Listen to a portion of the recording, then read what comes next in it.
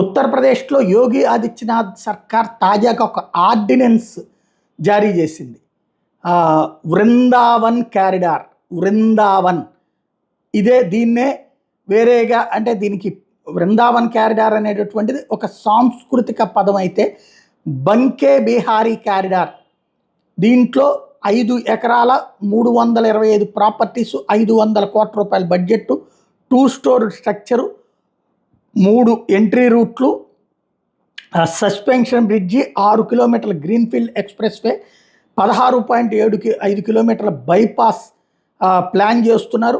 ఓవరాల్గా సమాజ్వాదీ పార్టీ అభ్యంతరాలు వ్యక్తం చేస్తున్నటువంటి సందర్భంలో కూడా ఆ ప్రాంతంలో ముస్లిం సామాజిక వర్గం ఎక్కువ ఉంటుంది, వాళ్ళకి సంబంధించినటువంటి భూసేకరణ చేస్తే ఒప్పుకోం అని సమాజ్వాదీ పార్టీ హెచ్చరిస్తున్నటువంటి వేళ ఇందులో మతం కాదు అభివృద్ధి ముఖ్యం అన్నటువంటి పాయింట్తో యోగి ఆదిత్యనాథ్ సర్కార్ ఈ నిర్ణయం తీసుకుంది.